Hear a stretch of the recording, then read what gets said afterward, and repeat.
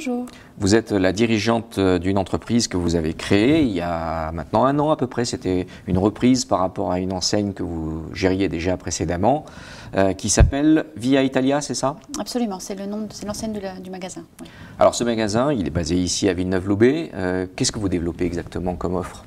Je vends du prêt-à-porter pour hommes et pour femmes, et j'ai choisi de faire des marques qu'il n'y a pas ailleurs dans le département, ou en tout cas très très peu. Vous faites également de la maroquinerie, je crois? Je fais de la maroquinerie de la marque V1969, donc une maroquinerie italienne, également de belle confection. Qui sont vos clients finalement? Les gens qui passent par la route ici, où il y a un énorme trafic quand même, donc ça fait pas mal de clients potentiels.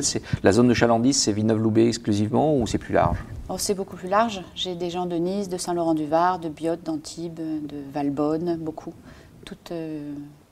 C'est Roquefort-les-Pins, enfin ça, jusque Grasse même éventuellement.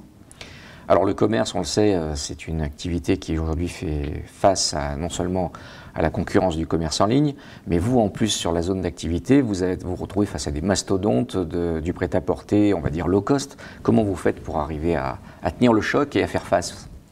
Eh bien justement, c'est pour ça que j'ai choisi d'avoir des marques différentes, pour justement jouer la différence et ne pas me retrouver face justement à ces marques-là contre lesquelles je ne pourrais absolument pas lutter. Donc c'est du conseil, c'est de l'accueil, chose qu'on ne trouve pas non plus dans ces grosses enseignes, et également des produits de qualité, des marques qui jouent vraiment ce qu'on appelle la valeur ajoutée. Donc c'est qualitatif, c'est différenciant, et ça permet aux gens de porter un petit peu des choses différentes de ce qu'ils trouvent partout ailleurs. Comment se porte le secteur d'activité du prêt-à-porter en ce moment? C'est une période de croissance ou... Personnellement, je suis en croissance parce que j'ouvre à peine, enfin depuis 14 mois, mais c'est un secteur qui est en difficulté malgré tout dans de nombreuses enseignes. Hein. On connaît des gros groupes qui ferment même. Ceci étant, je pense que le problème vient également du web, c'est indéniable. Hein. Beaucoup de gens se tournent pour une facilité, tout simplement, hein. La rapidité, le manque de temps, se tournent vers les achats web. Néanmoins, certains prennent encore du plaisir à essayer les vêtements, à toucher les matières et à avoir un relationnel avec des gens et un accueil, un vrai conseil. Ça, c'est des choses qu'on n'a pas en ligne. Quels sont vos objectifs pour les mois prochains? Grandir, grandir et grandir.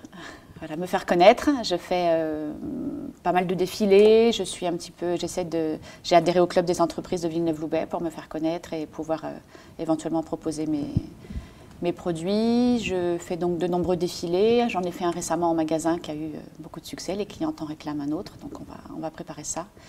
Et je fais un système de parrainage également pour les clients qui parlent du magasin. Ils ont droit à une remise sur l'achat suivant. Voilà. La fidélisation, c'est un peu la clé quand même aujourd'hui dans le commerce. C'est vraiment la clé. C'est le conseil, c'est le relationnel. Ça manque heureusement à beaucoup de gens, en tout cas de ma génération. Les plus jeunes étant peut-être un peu plus tournés sur le numérique. Les gens, il y a encore heureusement beaucoup de gens qui n'aiment pas les gros centres commerciaux, qui n'aiment pas les achats sur Internet et qui préfèrent les vraies valeurs, en tout cas à mon humble avis, c'est-à-dire le relationnel, l'écoute et l'accueil. Pour autant, vous vous tenez informé, notamment sur les enjeux de la digitalisation pour le commerce, puisque vous avez prévu d'aller cette semaine à visiter la boutique du commerce que la CCI installe à Cannes-sur-Mer et qui présente des solutions pour digitaliser sa boutique. Vous sentez que c'est vraiment un enjeu pour vous ? C'est important d'être présent, en tout cas sur les réseaux sociaux. J'ai une page Facebook, la boutique Via Italia, sur laquelle j'essaie de mettre... Mais seul, c'est encore effectivement... c'est pas simple, hein, ça prend du temps tout ça. Mais j'ai effectivement une page Facebook, j'essaie d'être sur Instagram également. Et je m'intéresse effectivement aux technologies pour l'avenir, c'est important. Vous parliez du parc d'activités de Villeneuve-Loubet et de son association des entreprises. Vous en faites partie. Il fonctionne bien ce club? Vous êtes satisfaite? Qu'est-ce que vous attendez finalement d'un groupement comme celui-là?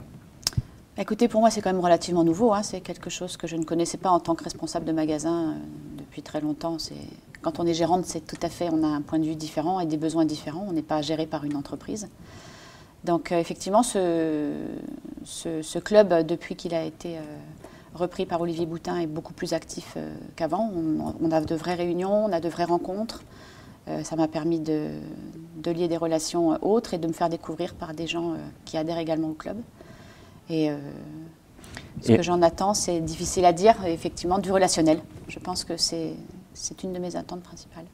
Alors c'est un club aussi où il y a des activités très diversifiées, puisqu'on retrouve de l'industrie, des services, du commerce. Vous ne vous semblez pas perdu au milieu de ces chefs d'entreprise? Je me sens indéniablement toute petite. Et il y a des gens qui ont des épaules beaucoup plus larges que les miennes. Donc je me sens fragile, ça c'est sûr. Et c'est un plus peut-être aussi de pouvoir discuter, de ne pas se sentir tout seul, le nez dans le guidon quand on est chef d'entreprise. Ça ouvre des horizons différents. Et là, on apprend qu'il y a plein de gens qui ont une fois réussi, puis tombé, puis remonté. Donc voilà, c'est la vie de beaucoup de chefs d'entreprise. Merci beaucoup Isabelle Perrault pour cet entretien. Merci à vous.